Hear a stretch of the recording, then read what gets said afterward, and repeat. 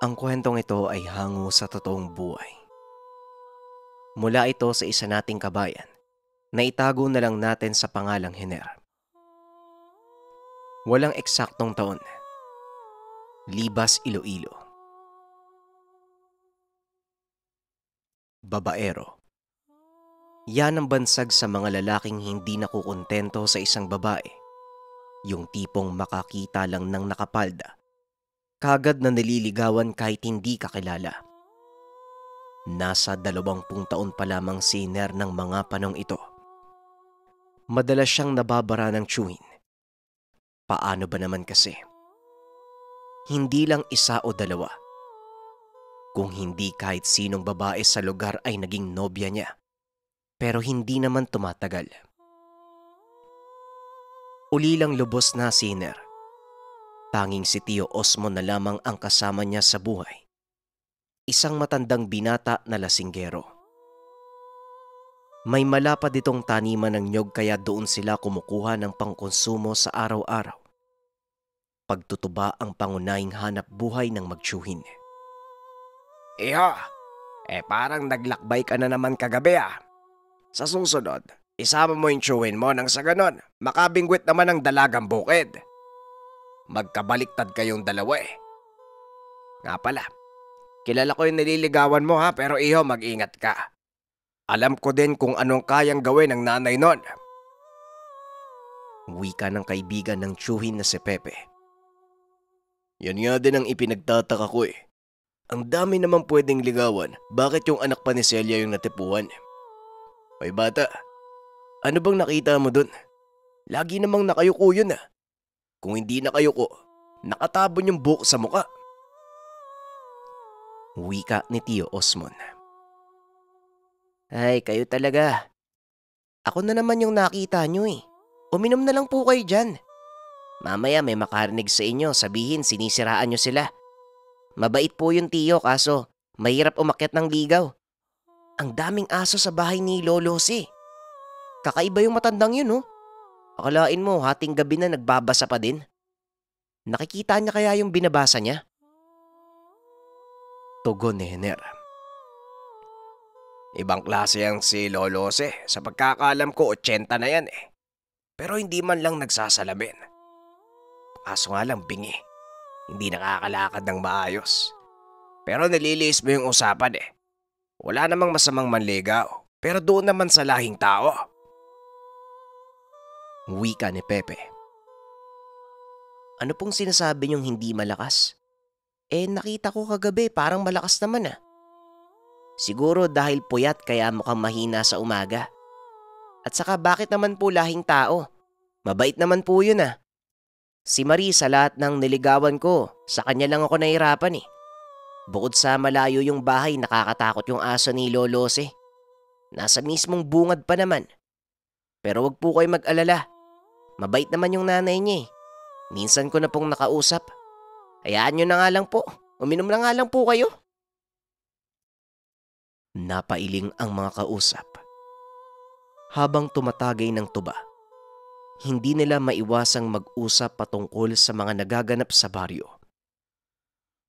Halos lahat ng mga tao sa baryo, kakilala nila dahil sa pagtitinda ng tuba. Madalas, hating gabi na nagsasarado ang magtiyuhin dahil marami pang mga tambay na umiinom kahit hating gabi. Malaya ang mga taong magsaya hanggat hindi ito nagiging dahilan ng gulo at problema. Magdadaos ng fiesta sa kabilang baryo. Halos 2 bundok ang pagitan, ngunit umaabot sa kanila ang mga tanggero ng tuba upang mamili. Nagkataong si Hiner ang nakatokang mag-deliver mula bago mag-fiesta hanggang sa araw ng fiesta ang magiging serbisyo nila. Hiner, ibigay mo na sa akin yung susunod na araw ha. Walang aalalay sa akin eh. Hindi naman natin pwedeng basta na lang isarado yung pwesto dahil sa mga order. Ikaw maghahatid. Mga 15 galon yun eh. Hindi ko naman matanggihan yung mga kakilala ko. Alam kong merong kasiyahan ha, pero sana tapusin muna natin yung trabaho. Pwede ba yun? Wika ni Tio Osmon. Opo, Tio. Pero kaya ba natin makakuha ng ganun kadami? Nga pala tiyo, nagyaya si Marie kung pwede daw akong magapunan sa kanila. Gusto daw po akong makilala ng lubusan ni Aling Celia eh.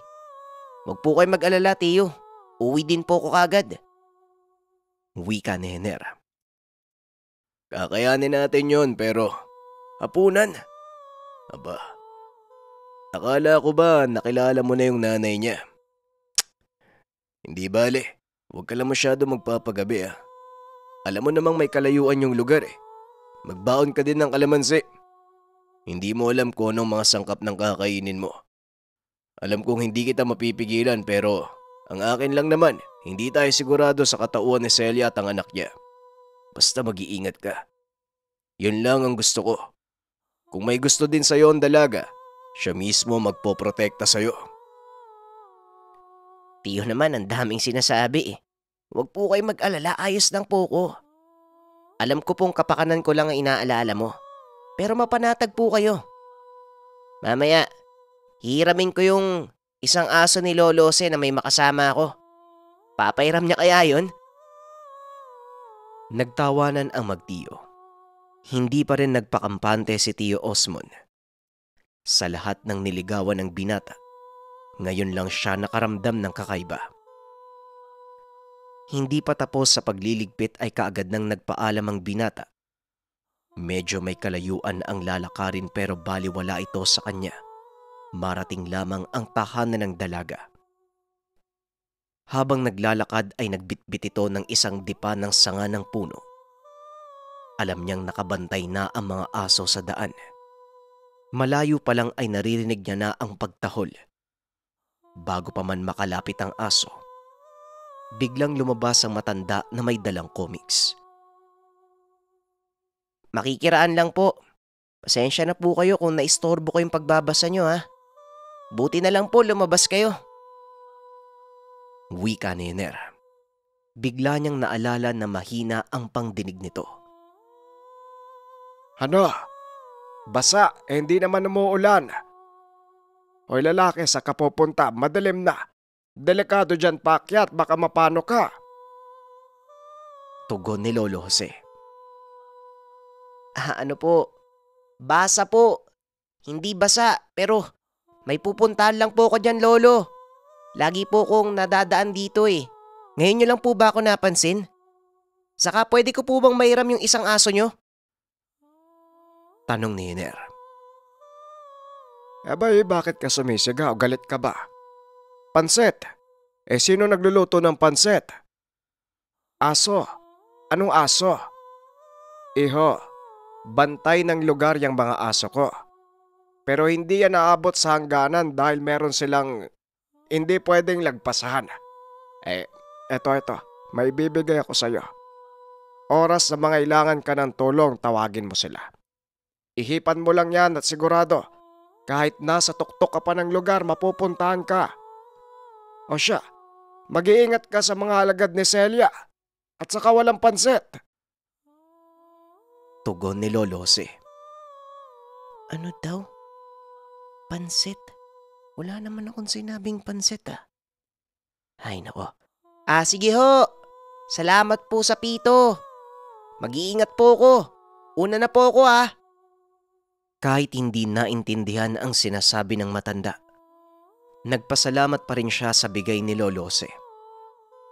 Nilagay niya ito sa bulsa, kasama ng 2 piraso ng kalamansing kinuha sa tubaan ng tiyungin. Nagpatuloy lang si Henner sa paglalakad. Bago tuluyang dumilim ang buong paligid, naabot na ng binata ang lugar ng dalaga. Nakita niya itong nakatayo sa tapat ng bakod nila na tila iniintay ang pagdating niya. Nakangiti ang dalaga at binati si Henner. Nanibago si Henner sa karap. Laging nakatakip ang mukha nito. Ngunit sa pagkakataong iyon ay nakatali si Marie. Napatulala si Henner. Hindi ito kumukurap at nakatitig lang sa dalaga. Ayos ka lang ba? Sabi ko pumasok ka na eh. Para kang nakakita ng kung ano. Halika na, nasa kusina pa si nanay. pagpasensyaan mo na ha. Ngayon ka lang pinakitaan ng maganda ng nanay ko. Pero napansin niya na mukha ka naman daw seryoso eh. Wika ni Marie. Pasensya na, hindi ko maiwasang pagmasdan ka eh. Naninibago lang siguro ako, Marie. Iba yung aura mo ngayon eh. Saka salamat ah. Salamat sa imbitasyon. Tugon ni Hiner. Salamat din palagi kang bumibisita. Halika na dito, hindi ligtas sa labas eh. Nga pala, gusto kang makilala ng tiyuhin ko eh. Dadating sila ngayon para makisalo maya-maya. Tiyuhin? Sino? Halos gabi-gabi ako dito pero hindi ko naman sila nakikita. Kapatid ng nanay mo? Hindi na sumagot ang dalaga. Bagkus ay tuluyan na siyang pumasok sa tahanan. Hindi na binigyan pa ng pansin ni Hiner ang sinabi ni Marie. Habang papasok ng tahanan, nakaramdam ito ng kakaibang tensyon. Meron siyang nararamdaman na kakaiba sa paligid. Pinaupo siya ng dalaga sa mahabang upuan habang iniintay na maayos ang lamesang paglalagyan ng hapunan. Iniwan muna ng dalaga si Hiner at tinulungan ang ina. Habang naghihintay, hindi maiwasan ng binata na iikot ang tingin sa paligid. Sa ilang gabing pagdalaw, ngayon pa lang niya nasilayan ang mga dekorasyong nakasabit. Tila mga naglalakihang pangil ng hayop na ginawang palamuti sa dingding. Habang tinititigan ito, nakaramdam siya ng kakaiba. Naiisip ni Hiner na hindi ligtas na manatili sa tahanan, ngunit pinili niyang manatili at lakasan ng loob. Gusto niyang ipakita na malinis ang intensyon niya sa dalaga. Natigil ang isip ni Hiner na may taong sumulpot sa bintana. Mukhang galing ito sa pag-aararo dahil maputik ang damit. Hanggang sa may naamoy si Hiner na kakaiba. Hindi naman sarado ang pintuan kaya diretso itong pumasok ng tahanan. Biglang tumingin ang tao sa kinaroroonan niya. Galit at nanlilisik ang mga mata. Akmang lalapitan siya, ngunit biglang lumabas ang nanay ni Marie. Tumigil ka. Panauhin ko yan. Saka pumasok ka nga sa banyo, maglinis ka ng katawan mo. Nakakaya ka sa bisita. Hiner, pagpasensyahan mo na ang kapatid ko. Halina't kakain na tayo. Wika ni Aling Celia. Akala ko pagkain eh. Celia, ito ba yung sinasabi ng pamangkin mo? Mukhang malamya. Hiner, yun ang pangalan mo, diba? Hanggang saan kaya yung tapang mo? Lahat ng dumadayo dito, nagiging hapunan ko. Kaya mag-iingat ka. Wika ni Tio Dodong, sabay tawa habang papasok sa banyo. Tio Dodong, wag mo namang takutin. Saka pakiusap, Tio. Ayusin mo na po yung sarili mo. Sumabay ka na sa amin. Inihanda ni Aling Celia ang makakain. Nakaupo na ang binata sa tapat ng hapag habang isa-isang inilalagay ang mga putahe. Iba't ibang luto ng karne ang nakahanda. Natatakam na si Hiner habang naaamoy ang sangkap ng mga hinain. Pero naisip nito ang bili ng tiyuhin. Kinapa niya sa bulsa ang 3 pirasong kalamansi, ngunit hindi ito nagpalata. Inabutan siya ni Aling Celia ng kapirasong karne. Nakangiti ito habang pinapatikim ang niluto sa kanya. Nagkunwari siyang sinubo at nginuya ang karne. Malambot man ngunit merong kakaibang lasa. Sinimple niya ng luwa. Hindi siya nagpalata at dali-daling pinigaan ng kalamansi. Hanggang sa biglang tumabi ang tiyuhin ng dalaga. Bata, nakikita ko yung ginagawa mo ha. Mautak ka. Binabastos mo kami ng harap-harapan. Pasalamat ka. Karap natin yung mag-ina. Kung hindi, tinanggal ko na yung ulo mo. Tinitigan ni Henner ang mag-ina. Wala naman itong reaksyon sa sinabi ng katabi. Tila binuhusan ng malamig na tubig ang katawan niya. Biglang nanginig. Tumayo bigla si Henner at nagpaalam na uuwi na. Nagulat ang mag-ina ngunit hindi na napigilan. Tumakbo palabas ang binata. Hindi na lumingon. Ang gusto lang niya ay makalayo na sa lugar. Habang tumatakbo ay nararamdaman niya na merong sumusunod.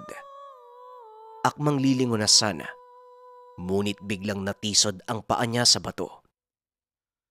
Palhod itong bumagsak sa lupa. Akmang tatayo pa sana, ngunit nakarinig siya ng paghangos. Naalala ni Henner ang pitong ibinigay ni Lolo Se. Kinuha niya ito at walang pagdadalawang isip na inihipan. Ilang beses na pag-ihip. Maya-maya pa ay nakarinig siya ng mga yabag na tila mga kabayong papasugod sa kanya. Dali-daling tumayo ang binata. Gumilid nang makitang lumiwanag ang lugar dahil sa mga dambuhalang aso na lumiliwanag ang katawan. Saksi si Henner kung paanong nilapan ng mga aso ang nilalang na sumusunod sa kanya. Naisip niyang ito ang mga alaga ni Lolo Jose. Dahil sa takot na nararamdaman, sinikap niyang mabot ang tahanan ng matanda kahit paika-ika.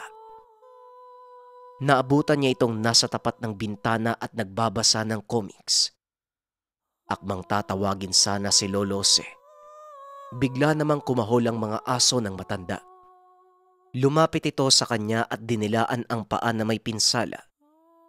Nakaramdam si Henner ng kakaiba. Tila may kung anong enerhiya na dumadaloy sa sugat sa paa at nawala ang sakit. Napayuko ito. Nagpasalamat sa aso. Pag-angat ng ulo. Mula sa bintana ay nakatingin pala ang matanda at ngumiti sa kanya. Alam niyang hindi ito lalabas kaya kumaway na lamang siya at mabilisang nilisan ang lugar. Pagdating sa tahanan, hindi na ito nagbihis. Pumasok agad ng kwarto at humiga. Dahil nagpapahinga na ang tiyuhin at lasing, natulog na lamang si Henner. Paggising niya kinabukasan, inayos na ng tiyuhin ang mga galong paglalagyan nila ng mga naipong tuba. Ano, kumusta ang lakad mo kagabi? Mukhang pagod na pagod ka yata. Mamaya maghapon yung karosa ni Chong. Dadaanan yung mga galon na puno na. Ikaw na yung sumama ha. Medyo agaan nyo yung pag-alis para makabalik kayo kaagad bago magdilim. Bukas tayong dalawa maghahatid ng may iwan. Teka, parang masama yata yung pakiramdam mo. May sakit ka ba? Kung ano man yung nangyari sa'yo kagabi, ganyan talaga ang buhay. Hindi ka ba nagustuhan ng nanay? Tanong ng tiyuhin. Tiyo, parang hindi ko pa kayang magkwento eh. Pakiramdam ko, nagugutom po ako. Pwede bang mag-agahan muna? Kumain ka na ba? Tanong ni Henner. O sige na, kumain ka na nga muna. Hindi habang buhay kasama mo ako ha. Kung maaari sana, pakiusap ko sa'yo. Ayusin mo yung buhay mo ng mas maaga. Huwag mo nang gayahin yung daan ng tinahako. Hindi kita pinipigilan sa mga gusto mong gawin. Dahil ayaw kong mag-isa ka paglaki mo. Wika ni Tio Osmond. Tio, alam ko naman po yun. Huwag na nga kayong magdrama at saka malaki na ako. Ayan, sa kakainom mo. Kakainom mo ng tuba. Nagiging madrama ka na eh. Salamat Tio ah. Kasi hindi mo ako pinapabayaan. Makapag-asawa man ako syempre. Hindi kita iiwan, dito pa din ako. Bago pa man sumapit ang 2:00 ng hapon, dumaan na ang kukuha ng mga tuba. Inalalayan ito ng binata para matapos sila ng mas maaga. Medyo may kalayuan ang pinaghatidan, ngunit kinaya namang makabalik bago magdilim. Naabutan ng binatang tumatagay na ang tiyuhin. Hinayaan na lamang niya ito. Kinuha ang mga natirang galon, nilinis para malagyan kinabukasan. Habang nasa gilid ng bahay, may naramdaman siyang kakaiba. Biglang sumagi sa isip niya ang nangyari kagabi. Kaya kahit hindi pa tapos ang paglilinis ng mga galon, dali-dali na itong pumasok sa tahanan. Naabutan niyang nakailata na ang tiyuhin sa mahabang bangko, humihilik dahil sa kalasingan. Sinarado niya ang buong bahay. Inayos niya na rin ang tiyuhin. Nang gabing yon ay hindi siya makatulog dahil sa kakaibang pakiramdam sa lugar. Hindi pa rin niya naibahagi sa tiyuhin ang mga nangyari dahil lasing na ito. Habang nakaiga sa tabi ng tiyuhin, nanalangin ito na maging maayos ang lahat. Ano man ang nangyari ay pinapasa Diyos na lamang niya ito. Hanggang sa makatulog at kinabukasan, nagising na lamang ang binata dahil sa sigaw ng tiyuhin. Halos lahat ng mga galong nasa gilid ng bahay ay merong kalmot. Hindi naman butas, pero may halong pagbabanta. Di ba nilinis mo to kagabi? Bakit ganito yung nangyari sa mga galon? Lasing ka din ba, Iner? Buti na lang hindi nabutas. Malayo pa naman yung bayan saka mahirap maghanap ng ganitong galon. Sige na, mag-ayos ka na. Doon tayo manananghalian sa kaibigan ko. Marami silang handa. Kaya maaga nating mahatid yung natirang order. Napatango na lang ang binata. Alam niya sa sariling hindi ligtas ang buhay nila ng tiyuhin. Ang mga nakitang bakas, gawa ng nilalang na sumunod sa kanya. Ngunit nakita niya kung papaanong nilapa ng mga malalaking aso ang nilalang. Tila sasabog na ang utak niya sa pag-iisip. Ni hindi man lang makakuha ng tiyempo si Iner para sabihin sa tiyuhin ang totoong nangyari. Pero bago umalis, nilagyan niya ng pantali ang pitong ibinigay ng matanda. Ginawa niya itong kwintas dahil alam niyang gagabihin sila sa daan. Sinukbit niya rin ang karet ng tiyuhin. Tinali niya ito sa loob ng suot na damit upang hindi mahalata. Mabilis sa tumakbo ang oras. Hindi na malaya ng binata na hating gabi na. Paekis-ekis kung maglakad ang tiyuhin. Nakipag-inuman ito sa mga kaibigan, kaya hating gabi na nang bagtasin nila ang kahabaan ng lugar makauwi lamang. Dahil kabisado naman ang daan, naging madali para sa binata ang paglalakbay. May mga ilang ilaw ang dinadaanan, ngunit malayo ang pagitan, kaya may dilim ang lugar. Habang inaalalayan ng tiyuhin, hindi niya maiwasang mapalingon sa likuran. Pakiramdam niya ay merong sumusunod sa kanila. Ilang sandali pa, biglang may humawak sa damit niya at hinila ito paangat. Napatingala si Iner. Nanlaki ang mga mata nang makakita ng dambuhalang ibon. Meron itong mahabang pangil na tila kawangis ng paniki. Hindi niya binitawan ang tiyuhin. Maigpit ang pagkakahawak ng binata kaya naalalayan niya ang tiyuhin. Kumuha ng buwelo si Iner. Hinawakan ng pitong nasa leeg. Umiip ito ng maraming beses. Kinuha ang karet at inihambalos sa nilalang. Umeko sa buong lugar ang pag-atungal ng nilalang. Nabitawan siya nito. Akmang lalayo na sana sa lugar, hanggang sa biglang dumating ang 3 alagang aso ni Lolo Jose. Hindi nakapalag ang nilalang habang nilalapa ng mabangis na aso. Karga ng binata ang tiyuhing walang malay. Hindi niya na ininda ang bigat ng matanda at tumakbo na pauwi ng tahanan. Halos maubos ang hininga ng binata nang makarating. Laking pasasalamat niya na walang nangyaring masama sa kanila. Maliban na lang sa tiyuhin, tila nawala ito sa wisyo at hindi na makausap ng maayos. Kinaumagahan, humingi ng tulong ang binata sa mga kaibigan ng tiyuhin. dinala ito sa manggagamot. Ngunit ayon sa mga ito, hindi na babalik sa dati si Tio Osmond dahil tuluyan na itong nasiraan ng bait sa sobrang takot. Sa kasalukuyan, ilang taon nang patay ang Chewin, nakapag-asawa ito at nagkaroon ng anak. Ang dating tubaan, naging kainan dahil magaling magluto ang asawa ni Hiner. Nagtitinda pa rin sila ng tuba, pero hindi na kagaya ng dati. Nailahad niya ang kwento sa mga anak. Itinabi niya ang pito sa kahon upang walang sino man ang makakagalaw. Hindi niya na ito naisole kay Lolo Jose dahil sa mga nangyari. Binalikan niya ang bahay ng matanda ngunit walang tao. Malaki ang pasasalamat niya sa matanda nang dahil sa pitong ibinigay ni Lolo Jose sa kanya. Natulungan siya ng 3 aso at hindi siya namatay nang dahil sa aswang. Maraming salamat sa pakikinig ng ating kwento. Marami na akong na-encounter na ganitong story yung tungkol sa mga pito. Kaso yung iba, pamana ng engkanto eh. Once na pumito ka, hindi aso yung dadating kung hindi iba't ibang uri ng engkanto, pwedeng tikbalang, kapre, na tutulungan ka din sa kinakaharap mong sitwasyon. Kaya, para sa mga may idea patungkol sa pito o kung meron kayong tanga na ganito, share nyo naman sa comment section. Maraming salamat sa pakikinig ng ating kwento. Paalam.